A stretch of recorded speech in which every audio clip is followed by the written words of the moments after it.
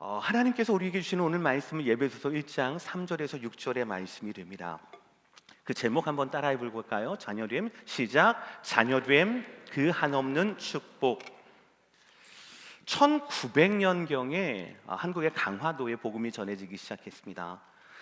그 당시 강화도에 자식 없이 홀로 지내던, 그러나 좀 비교적 부유했던 김씨 부인이라는 한 여자분이, 어르신이 홀로 살고 계셨는데, 그 어르신을 돌볼 수 있는 우리 복섬이라고 하는 여정과 함께 단둘이 조촐하게 살아 있었어요. 근데 그 김씨 부인이 80세가 되는 해에 선교사님이 그 땅에 오게 되었고, 그리고 자기가 복음을 접하게 되었습니다. 그리고 그리스도인이 되었어요. 그리고 마을에 있는 잠두교회, 현재는 강화중앙교회로 제가 찾았는데 잠두교회라고 하는 곳을 출석하기 시작했습니다. 순전한 마음으로 하나님 말씀을 읽고 들었던 이 김씨 여인, 이 할머니죠. 이 할머니 마음 가운데 어느 순간 마태복음 18장 18절 말씀이 탁 박히는 겁니다. 이 말씀이에요. 진실로 너희에게 이르노니 무엇이든지 너희가 한 땅에서 매면 하늘에서도 매일 것이요 무엇이든지 땅에서 풀면 하늘에서도 풀리리라. 아멘. 우리 다 아는 말씀이에요. 근데 이 김씨 여인이라는 이 할머니는 이 말씀을 너무 순전하게 받아들이게 된 거예요. 그래서 이 말씀이 무슨 뜻일까? 내가 땅에서 매면 하늘에서도 매이고 땅에서 풀면 하늘에서 풀린다고? 혹시 그러면 내가 매여서 지금 매인 사람이 있는가? 혹시 내가 매인 것들을 풀 수 있는 뭔가가 있을까? 이 말씀에 대해 은혜를 받고 이 말씀에 대해 적용할 지점을 찾았던 겁니다. 김씨 여인, 이 할머니가. 그래서 결국 깨닫게 되었습니다. 매는 것은 내가 이 복섬이 있잖아요. 이 할머니가 했던 이 복섬이 여중을 내가 지금 매고 있구나. 그러면 내가 이 복섬이를 풀어주면 하늘에서도 이 복섬이가 풀어지는 게 아닌가? 자유하게 되는 게 아닌가? 라고 생각을 하는 거예요. 그래서 모든 마을 어른들과 교인들이 보는 앞에서 제가 이제부터 우리 복섬이, 평생 동안 내 몸종으로 살았던 이 복섬이를 내가 이제는 종에서 해방해 주겠습니다 라고 하면서 노예 증서를 불태우게 됐어요. 마을 사람들 깜짝 놀랐습니다. 진짜 놀란 사람은 누구일까요? 복섬이었어요. 왜냐하면 태어날 때부터 이 복섬이는 여종으로 태어났거든요. 자기 집이 여기예요. 자기의 잡이 여기예요. 평생 동안 아마 죽을 것도 여기에서 죽을 거라고 생각을 했을 겁니다. 그러니까 이 김씨 여인 할머니는 좋은 뜻에서 내가 너를 풀어주기 위해서, 너를 자유인으로 주기 위해서 노예 문서를 태우는데, 이 복섬이 입장에서는 하루아침에 집, 직장, 미래 모든 것들이 날아가게 되는 거예요. 그러니까 하루아침에 내가 내쫓는다라고 생각을 했었던 것 같아요. 그래서 울며 불면서 아이고 할머니 왜 그러세요? 저 좀 내쫓지 말아주세요 라고 이렇게 애걸복걸했다라고 얘기를 해요. 근데 김씨 할머니가 생각하기에 그렇구나, 내가 푼다고 해서 이 아이가, 복섬이가 풀려지는 게 아니구나, 노예 증서를 불태우는 것이 이 복섬이를 진정으로 원하는 것이, 위하는 것이 아니구나라는 것을 깨닫게 된 다음에 대단한 결정을 하게 됩니다. 바로 뭐냐면 이 복섬이를, 여종이었던 복섬이를 자기의 딸로, 양녀로 입양을 하게 되는 거예요. 입양을 하게 돼서 평생토록 이제는 이 여인에게는 유일한 딸로, 이 복섬이에게는 어머니로 둘이 그렇게 아름답게 살아갔다라는 것이고, 그 주위에 있는 그 강화도에 있었던 그 마을과 많은 교인들이 그 모습을 보고 하나님께서 자격이 없는 우리를 자녀 삼아 주셨다라고 하는 그것을, 이를 보고 느끼고 감동을 얻고 많은 아름다운 신앙의 유익을 얻었다라는 그런 이야기입니다. 지금까지 이 땅에는 수많은 사람들이 살다 갔습니다. 지금 현재도 75억이 넘는 사람들이 살고 있어요. 모든 사람들에게는 동일한 공통점이 있습니다. 모두가 다 부모의 자녀로 태어난다라는 것이죠. 부모가 없는 자녀는 없습니다. 너무나 당연한 이치이지요. 모든 이들이 누군가의 자녀로 시작한다라는 것이죠. 그런데 너무나 당연한 이치인데 바로 여기에 우리의 한계와 문제가 있습니다. 또 슬픔도 있어요. 부모가 다 달라요. 그래서 그 부모의 어떠함, 부모의 한계, 부모의 연약함이 그대로 그 부모의 그 자녀에게 전이가 된다라는 것이에요. 몸종으로 평생을 살았던 이 복섬이에게도 육신의 부모가 있었겠지요. 그러나 그 복섬이 부모의 신분이, 그 복섬이 부모의 경제적인 어떤 그 수준이 이 복섬이를 이롭게 하지는 못했다라는 것에 슬픔이 있는 거예요. 부모의 한계가 자녀의 한계로 지워지게 된 겁니다. 종의 자녀는 종이 될 수밖에 없다라는 것이죠. 그러나 여러분, 복섬이만 그랬겠습니까? 아니거든요. 우리도 그랬습니다. 우리도 전에는 종이었습니다. 더 심한 종이었습니다. 예배소서 2장 3절의 말씀이에요. 전에는 우리도 본질상 진노의 자녀이었더니. 우리도 전에는 진노의 자녀였습니다. 그러나 복음이, 김씨 여인이 복음으로 말미암아 그 노예 증서를 불태우고 복섬이를 양녀로 했듯이 복음이 우리의 모든 관계를 회복시켜 주셨습니다. 하나님의 긍휼과 그리고 하나님의 그 큰 사랑이 죽었던 우리를 그리스도와 함께 일으키시고 그리스도와 함께 살려내셨어요. 그래서 지금 우리의 신분은 그리스도로 말미암아 하나님의 자녀가 될 수 있었습니다. 그리고 옆에 계신 여러분들은 우리 모두가 다 영적인 하늘 가족이 될 수 있었다라는 것이죠. 하나님의 자녀됨, 이것이 바로 현재 예배드리는 저와 여러분이 누리고 있는 영적 신분이라는 것이지요. 오늘 말씀은 첫 번째로 이렇게 말씀하고 있습니다. 이 하나님의 자녀됨, 이 자녀됨에 있어서 우리가 할 일은 무엇밖에 없다고요? 찬송밖에 없다라는 것이에요. 자, 3절의 말씀 다 함께 읽어볼까요? 시작. 찬송하리로다 하나님 곧 우리 주 예수 그리스도의 아버지께서 그리스도 안에서 하늘에 속한 모든 신령한 복을 우리에게 주시되. 할렐루야. 기억해야 합니다. 우리가 하나님의 자녀가 된 것은 우리가 손들고 자녀가 된 것이 아니었어요. 우리가 하나님의 자녀가 된 것은 하나님을 선택한 것이 아니었습니다. 우리가 하나님의 자녀가 된 것은 하나님이 우리의 아버지가 되어주셨기 때문에, 하나님의 아버지이신 때문에 저와 여러분이 자녀가 된 것이었어요. 그러니까 만약에 이 말씀이 노력하리로다, 애쓰리로다, 줄 잘 서야 한다, 하나님의 자녀가 되는 하나님의 자녀가 되는 인생들이라고 얘기했다면 우리는 평생 동안 노력해야 됩니다. 평생 동안 전전긍긍해야 합니다. 어제까지는 하나님의 자녀였다가 오늘 또 그 기준이 달라지면 어떻게 해요?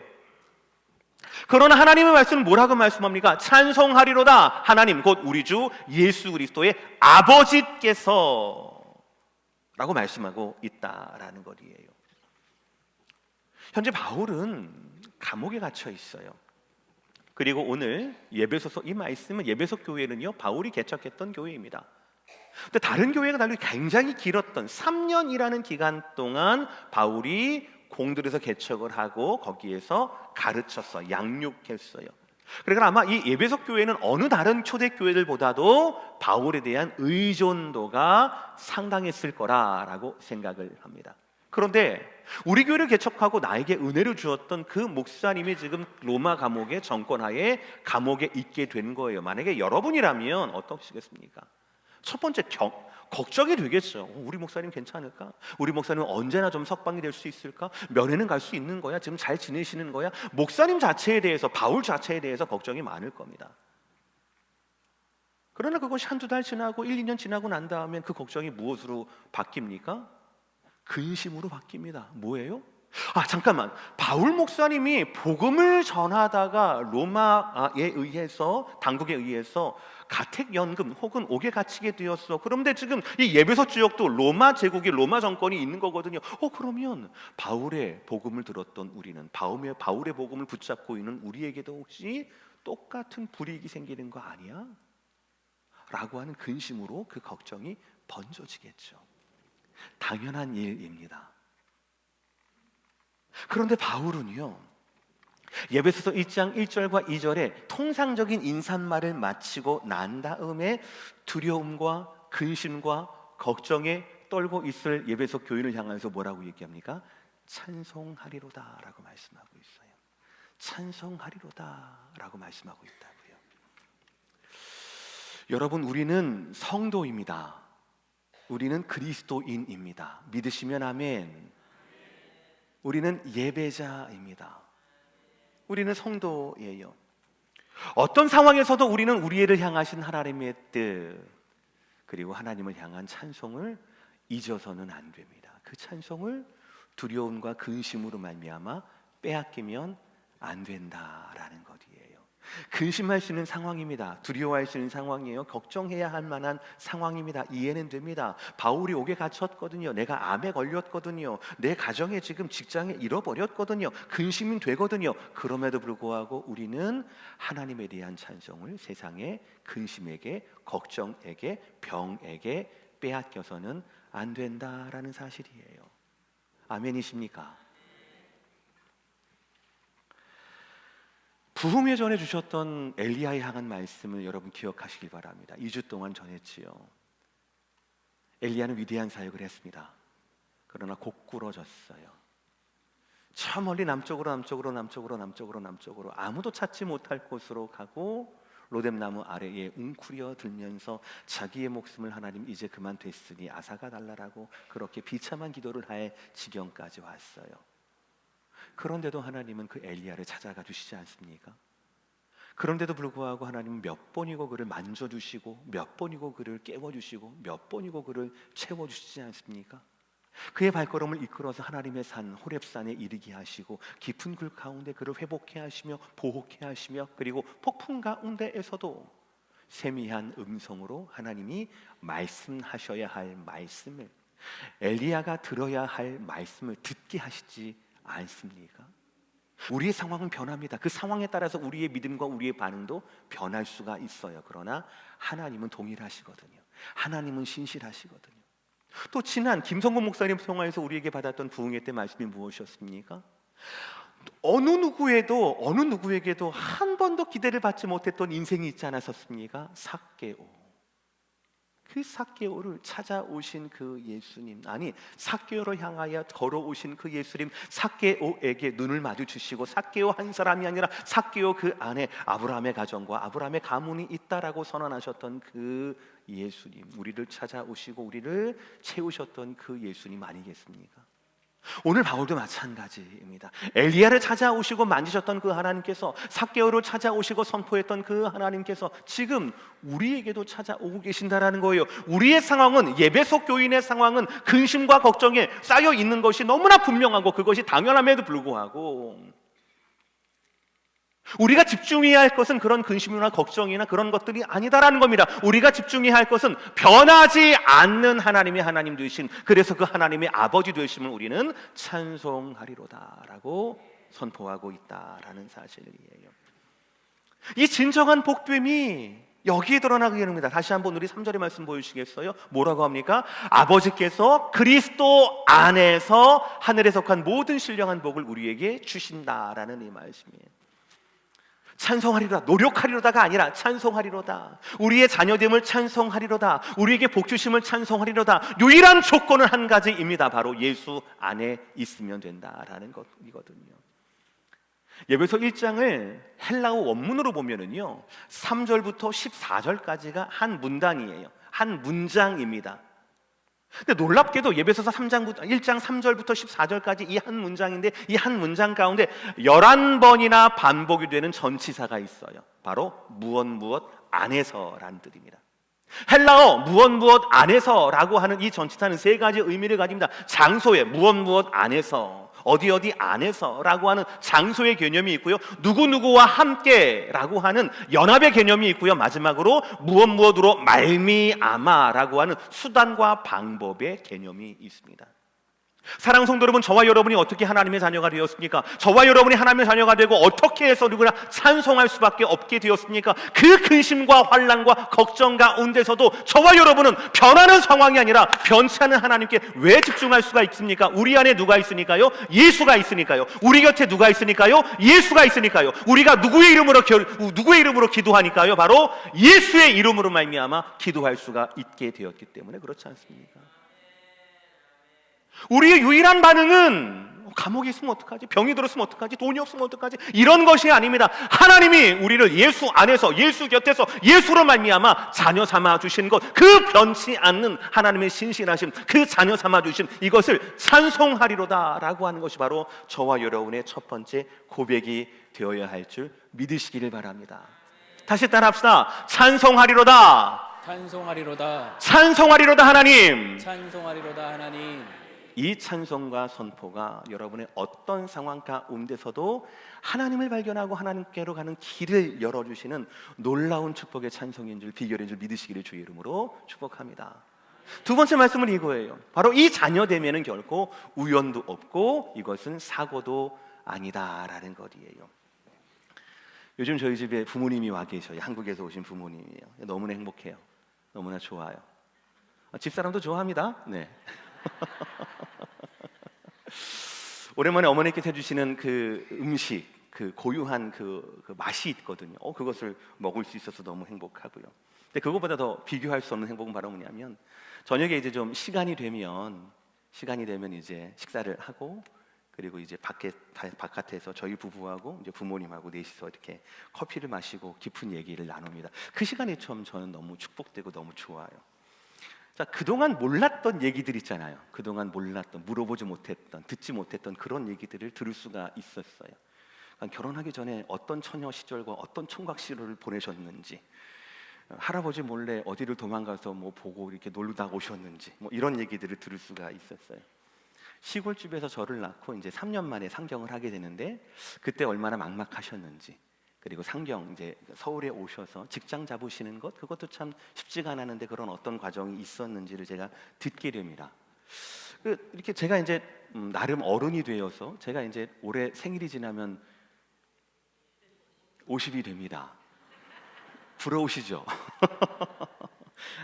그래도 뭐 나름대로 큰 아이가 이제 뭐 대학을 졸업한다고 하니까 어쨌든 지금 생각해 보면은요, 지금 대입을 해서 생각해 보면 내가 부모님 입장에서 어땠을까라는 걸 이제 생각을 하게 돼요.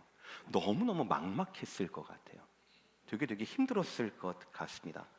근데 부모님은 그랬는데 제 기억으로는, 제가 기억력이 뭐 약해서 그런지 모르겠지만 저는 한 번도 이렇게 힘들었던 기억이 별로 없어요. 늘 행복했었던 것 같습니다. 왜 그렇습니까? 자녀를 향한 부족함이 없는 사랑이었을 거라고 저는 생각을 해요. 얘기를 들어보니까 뭐 전셋값이 들쭉날쭉 할 때도 있었다라고 얘기합니다. 아버님의 직장 문제로 인해서 참 힘든 시기를 보냈다고 합니다. 당연히 그랬겠지요. 아마 저희 부모님뿐만 아니라 여기 계신 모든 분들도 그런 과정들을 다 겪으셨겠지요. 그리고 여러분들은 또 이민자이지 않습니까? 나라를 바꾼다, 언어를 바꾼다, 문화를 바꾼다라고 하는 것이 얼마나 큰 힘듦이었겠습니까? 그러나 여러분은 여러분을 향한 자녀를 향한 여러분 부모로서의 사랑에는 모자람이 없었을 겁니다. 그리고 그 자녀는 그 사랑을 먹고 자랐을 겁니다. 그것이 육신의 부모됨, 육신의 자녀됨이지요. 부모는 자녀를 위해 어떠한 것도 아끼지 않습니다. 자녀를 향한 그 사랑은 결코 우연도 아니고 사고에 의한 결과도 아니죠. 필연 같은, 운명과도 같은 운명 공동체라고 말할 수가 있을 겁니다. 육신의 자녀도 그러한데 영의 자녀는 어떻겠습니까? 육신의 부모도 아끼지 않고 내 더 해줄 수 없어서 안타까운데 우리의 영의 부모, 하나님은 아버지라고 부르는 그 하나님은 그 자녀를 향한 우리에 대한 마음이 어떻겠냐고요. 여러분, 지금부터 제가 4절과 5절을 강해를 할 텐데요, 이 말씀을 잘 들으셔야 합니다. 그래서 그냥 하나님 사랑도 뭐 우리 어머니 아버지하고 비슷한 사랑 아니요. 하나님의 사랑은 그렇게 막연하지 않습니다. 하나님의 사랑은 그 부모의 한계가 자녀의 한계가 된다라고 말씀드렸잖아요. 그런 한계가 있는 그늘진 사랑이 아닙니다. 저와 여러분을 향하신 하나님 아버지의 그 사랑, 아버지로서의 그 사랑을 4절과 5절에서 말씀을 드리겠는데요, 천천히 한번 읽어봅시다. 4절과 5절 시작. 곧 창세 전에 그리스도 안에서 우리를 택하사 우리로 사랑 안에서 그 앞에 거룩하고 흠이 없게 하시려고 그 기쁘신 뜻대로 우리를 예정하사 그리스도로 말미암아 자기의 아들들이 되게 하셨으니. 할렐루야. 예수 안에라고 하는 그 전치사 세 가지, 장소, 연대, 연합, 수단의 의미가 있다라고 얘기했죠. 그리스도로 말미암아 우리가 자기의 아들이 되셨다라는 것이거든요. 여러분 모르겠습니다. 우리 중에 선택, 예정이라는 단어에 조금 약간 마음이 불편한 분도 계실 수가 있습니다. 그러나 거부감이 있는 분들도 계실 수가 있어요. 그러나 저는 오늘 성경이 거듭 말씀하시는 이 진리를 말하지 않을 수는 없습니다. 예배소 이 말씀 가운데, 특히 1장 가운데 계속 흐르고 있는 두 가지 위대한 진리가 있습니다. 그것은 바로 뭐냐면 우리와 예수님과의 관계예요. 11번의 전치사 인을 통하여서, 전치사를 통하여서 우리가 예수 안에 있고 우리가 예수와 함께 있으며 우리가 예수로 말미암아 예배자가 되었고 아들이 되었다라고 하는 이 사실이 끊임없이 발견되고 있습니다. 이 사실을 부인할 수가 없어요. 예수 아닌 우리는 아무것도 아니다라고 하는 이 진리를 말하지 않을 수가 없습니다. 또 한 가지는 바로 뭐냐면요, 4절에서 5절에서 9절에서 11절에서 말씀하고 있는 이 선택과 예정이라는 사실입니다. 4절 말씀이에요. 그 창세 전에 그리스도 안에서 우리를 택하사. 5절 그 기쁘신 뜻대로 우리를 예정하사. 9절 그리스도 안에서 때가 찬 경륜을 위하여 예정하신 것이니 할렐루야, 이것입니다. 여러분, 성경을 잘 아셔야 합니다. 하나님 우리를 그냥 막연하게 사랑하시는 것이 아니에요. 그의 능력대로 사랑하시는 것이 아니에요. 사랑했지만 여러분 자녀에 대한 사랑이 후회이 없습니까? 저는 좀 아쉬움이 있거든요. 조금 더 많이 여행을 데리고 좀 돌아다녔었으면. 그런 마음이, 아쉬움이 있어요. 솔직한 마음으로. 여러분은 여러분의 한계 때문에 자녀에 대한 사랑에 아쉬운 부분이 있잖아요. 채워지지 못한 부분들이 있잖아요. 근데 하나님이 능력이 없겠습니까? 하나님이 아쉬움이 있겠습니까? 그렇지 않다라는 거예요. 그러면 성경이 말씀하고 있는 아버지로서의 하나님의 우리를 향한 사랑은 과연 무언가? 창세 전에라는, 우리의 구원 이전에, 우리의 입장에서 찬송하리로다 하나님 아버지 나를 구원하셨습니다, 할렐루야 아멘 복음이 내 것입니다 라고 말하기 이전에, 저와 여러분이 어머니의 태 속에 있기 이전에, 저의 형질이 이루어지기 이전에, 이 세상 가운데 저의 이름이 남자, 딸이야, 아들이야 이런 고민들이 있기 이전에, 이런 기쁨들이 있기 이전에, 저희 부모님이 연애하기 이전에, 만나기 이전에, 부모님이 이 땅 가운데 있기 이전에, 아니 이 땅 가운데 태양이 생기고 산이 생기고 땅이 생기고 바다가 나뉘어지기 이 창세 이전에 이미 하나님이 우리를 향하신 계획이 있다라는 것이에요. 이게 성경이 말씀하고 있는 우리를 향하신 하나님의 사랑입니다. 가장 중요한 건 11절이거든요. 다음 주 읽어보겠습니다. 시작. 모든 일을 그의 뜻에 결정대로 일하시는 이의 계획을 따라 우리가 예정을 입어 그 안에서 기업이 되었으니. 참 놀라운 말씀이에요. 모든 일들을, 보이는 것 보이지 않는 것, 모든 일들을 하나님의 뜻에 결정대로 일하시는 것, 되는 대로 일하는 게 아니라 결정대로 일하시는 계획이 있대요. 결정대로 일하시는 그 계획을 우리가 보면 이것이 예정인 거예요. 그 예정을 입어서 우리가 그 안에서 하나님의 기업집, 하나님의 백성이 되었다라고 말씀하고 있어요. 우리가 따르는 개혁주의 장로교 신학은 정확히 이 말씀에서 더하지도 덜하지도 않습니다. 이렇게 말씀하고 있습니다. 개혁주의 신학은 하나님께서 영원 전부터 무엇이 일어날지를 주권적으로 결정하셨으며, 또한 그의 예정의 계획에 따라 자연계와 초자연계에 걸친 그의 전창조 사역에서 그의 주권적인 의지를 적용하셨다라는 의미에서 하나님의 주권을 강조한다. 루이스 벌코프라고 하는 조직신학자의 책에 나오는 내용입니다.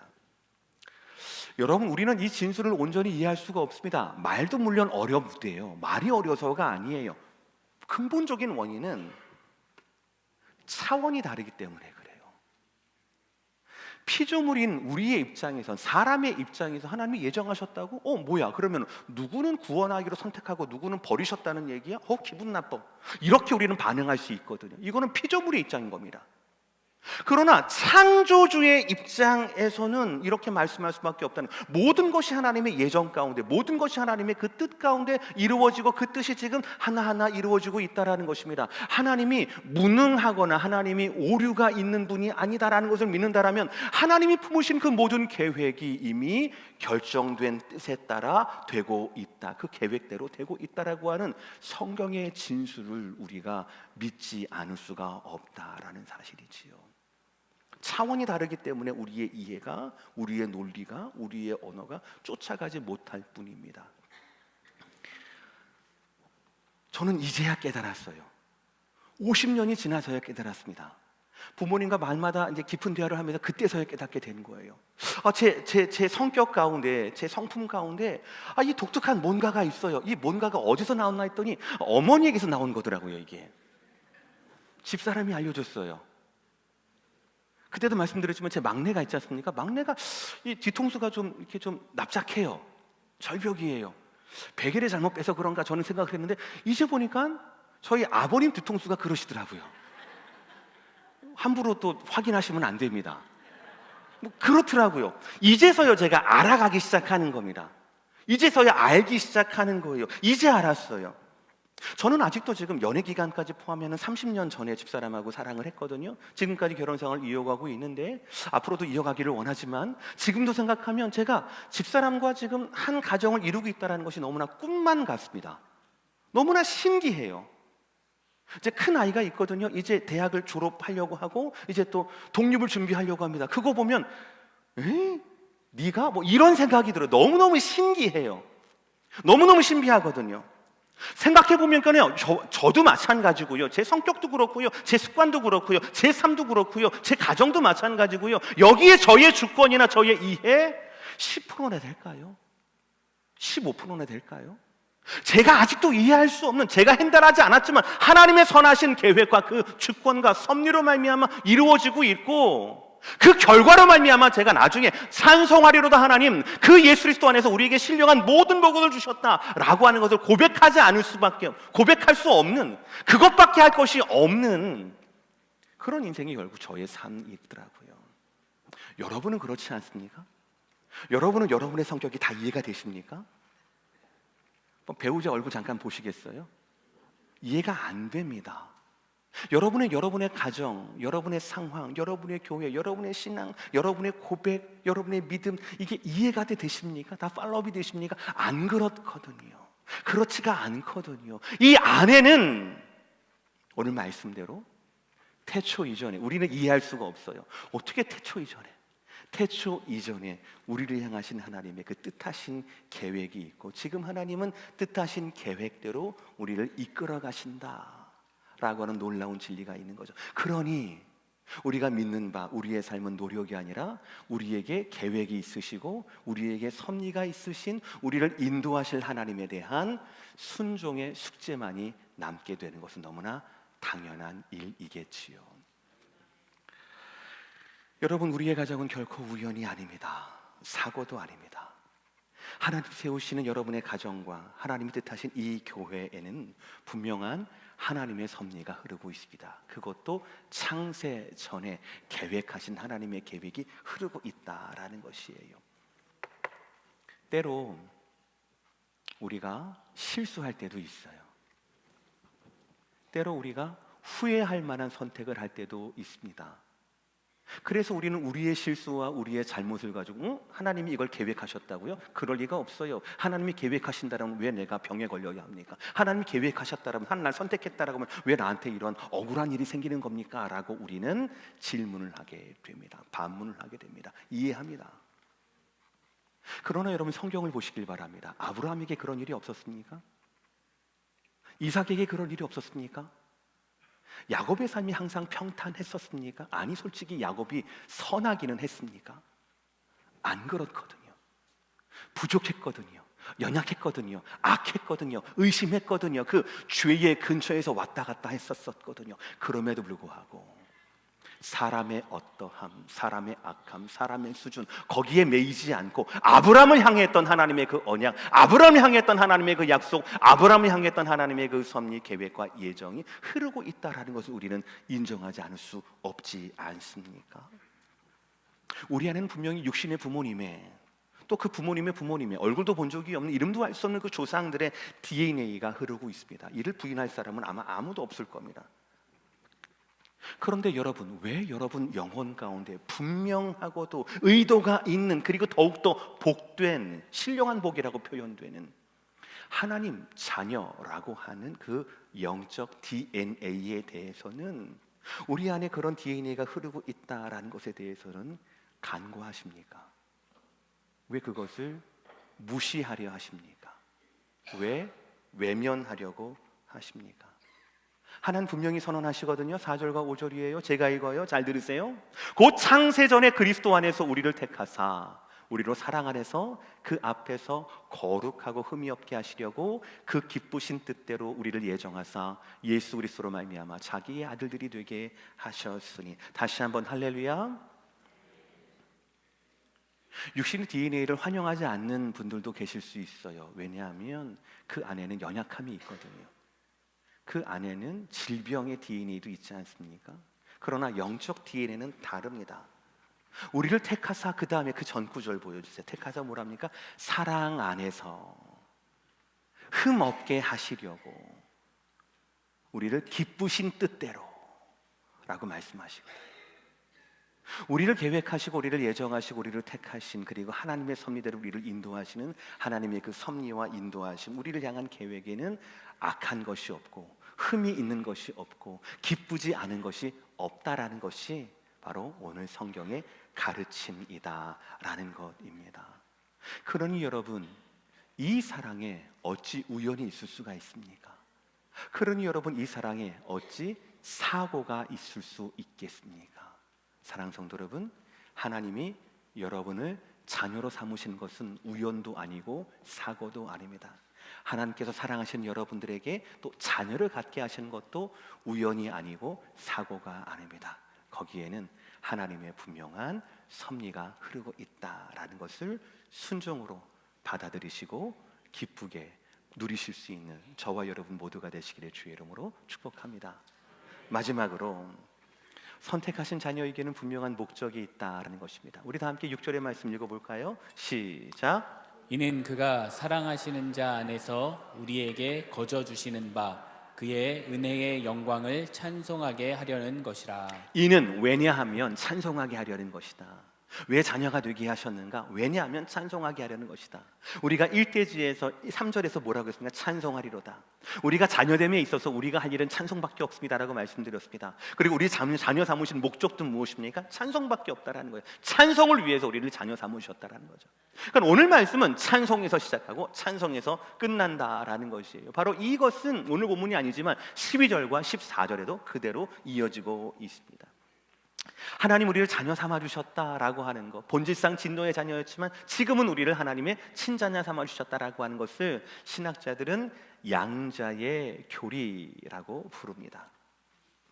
형제, 우리에게는 어덥션, 그렇죠? 입양이라는 제도로 우리는 익숙하게 됩니다. 근데 제가 설교를 연구하다가 보니까 놀라운 사실 하나 깨닫게 되었습니다. 그게 바로 뭐냐면 구약에는요, 제도나 율법이나 가르침에 입양이라는 게 없었어요. 입양의 흔적이 없습니다.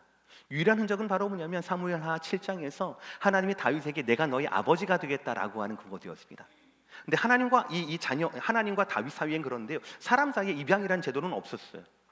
그런데 이 예배소 이 말씀에서, 오늘 말씀에서, 오늘 본문에서 사도 바울은 입양, 그러니까 하나님이 전에 본질상 죄되었던 우리를 지금은 하나님의 자녀로 삼아주셨다라고 하는 입양이라는 컨셉과 그 이해를 가지고 오늘 자녀됨을 설명하고 있거든요. 보니까 사도 바울이 살았던 그 로마 시대의 제국에는, 로마 제국 제도에는 제도로서 입양이 있었더라고요. 그러니까 아마도 성령에 충만했던, 성령의 감동으로 말미암아 예배소를 기록했던 이 바울에게 있어서 당대 자기가 누렸던, 자기가 알고 있던, 잘 알고 있던 이 제도, 입양 제도를 통해서 하나님이 우리를 그렇게 자녀 삼아 주셨나 보구나, 자녀 삼아 주셨구나 라고 이해해서 기록할 거라고 저는 생각을 합니다. 자, 그러면 로마 제국 당시에 입양은 어떤 제도였을까요? 네 가지 특징이 있습니다. 첫 번째는 뭐냐면 입양된 아이는 친자녀와 동일한 법적 권리를 획득한다라는 거예요. 두 번째로는 자기의 아버지, 자연적 아버지 있죠? 자연적 아버지의 통제권에서 해방된다. 세 번째로는 입양 부모의 성을 받는다라는 거고, 네 번째는요, 새로운 가족의 지위를 부여받는다라는 것이에요. 여러분, 저와 여러분이 하나님의 자녀가 되었다라고 하는 것은 전에 없던 은혜였습니다. 전에 없는 거예요. 첫 번째, 우리가 하나님의 친자녀가 되었다라고 하는 것은 이미 우리가 그냥 말 좋게, 그냥 듣기 좋게 너도 불쌍하니까 와서 같이 밥 먹어, 이게 아니에요. 내가 너를 아들처럼 삼아줄게, 내가 너를 딸처럼 대해줄게, 이게 아니에요. 법적인 모든 요구 조건들이 다 있는 겁니다. 권리를 획득하는 거예요. 다른 말로 말하면 유산이 있다라는 거예요. 유업이 있다라는 것입니다. 바로 하늘나라, 하나님 나라라고 하는 유업이 저와 여러분께 있다라는 거죠. 또 두 번째 특징이 뭐였습니까? 자연적 아버지의 통제권에서 해방된다라는 거죠. 그러니까 우리는 본질상 진노의 아들이었으니까, 자녀였으니까 우리를 죄로, 사망으로 묶어냈던 사단의 전략이 이제 더 이상 저와 여러분께 통하지 않게 되었다라는 것이지요. 이게 굉장히 중요한 지점이에요. 이게 바로 자녀됨입니다. 자녀가 되었으면서도 사단을, 귀신을 무서워해서는 안 된다라는 것이죠. 왜요? 통제에서 완전히 해방이 되었으니까요. 세 번째는 뭡니까? 입양된 부모의 성을 받는다라는 거죠. 그래서 우리는 예수님처럼 하나님을 아버지로 부를 수 있는 것이고, 예수님을 우리의 형제로 부를 수 있게 된다라는 것이지요. 그리고 마지막으로 무엇입니까? 우리에게는 새로운 가족의 지위가 부여되었다라는 것이죠. 그래서 우리는 예수 그리스도 안에서 성령 하나님과 소통하고 있다라는 것이죠. 그래서 우리의 자녀됨의 목적, 왜 우리를 자녀 삼으셨는가? 이런 성도들과 다 함께 연합되어 예수와 함께 하나님을 찬송하게 하고자 합니다라는 것이죠. 오늘 말씀을 맺겠습니다. 오늘은 어린이 기념 주일입니다. 참 몰랐는데요. 어린이란 말이 예전에는 없었대요. 아이, 사내 아이, 계집 아이, 뭐 이렇게 불렀다라고 합니다. 어떤 한 인격체가 아니라 아직 성장하지 않은 노동력으로 취급을 했다라는 것이죠. 그랬는데 이제 소파 방정환 선생의 일제치하에서 나라의 미래가 어린이에 있음을 깨닫게 되고 어린이 운동을 펼치고, 그 중에 또 하나가 5월 5일을 어린이날로, 또 국경일로 정한 것 아니겠습니까? 이게 많이 동의가 되는, 그래도 이 소중함을 알게 되는, 느끼게 된 우리 한국 교회와 이민 교회가 5월 첫째 주일을 어린이 기념 주일로 또 지키고 있습니다. 저는 우리의 어린이가 아니라, 우리의 자녀가 아니라 우리가 하나님의 어린이, 우리가 하나님의 자녀가 되었다라는 것을 여러분과 오늘 말씀을 통하여 나누고 싶었습니다. 전에는 어린이란 말이 없었어요. 전에는 하나님의 자녀로 입양될 수가 없었어요.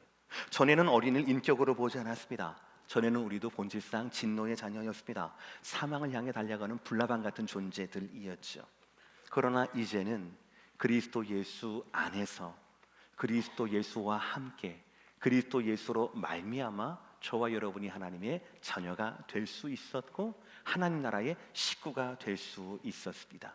완전히 달라진 거예요. 이것이 바로 자녀됨의 한없는 축복이지요. 그러니 사랑하는 성도 여러분, 복음으로 인하여서 하나님 자녀됨의 그 축복을 말씀대로 묵상하시고 여러분의 삶에서 그 말씀대로 살아내시기를 주의 이름으로 축복합니다. 하나님을 아버지로서 만나는 예배를 기대하십시오. 예수님을 형제 삼아서 예수님의 이름으로 기도하십시오. 그리고 여러분 안에 내주하시는 그 성령님을 깊이 있게 신뢰하면서 여러분의 어떠한 고민과 어떠한 어려움도 그 성령 하나님께 토해내시기를 바랍니다. 우리를 친히 자녀 삼아주셨던 성삼위 하나님께서 자녀 삼으신 여러분들의 예배와 기도와 고민과 고통, 이 모든 것들을 아버지 하나님의 신령한 은혜와 은사, 부족함이 없는 그 사랑으로 기쁘신 뜻대로 채워주실 것입니다. 여러분 안에는 이미 하나님의 완벽한 사랑의 계획이 있다라는 것을 말씀을 통하여서 믿으시고 위로받으시며 거기에서 길을 찾을 수 있는 저와 여러분 모두가 되시기를 주의 이름으로 축복합니다.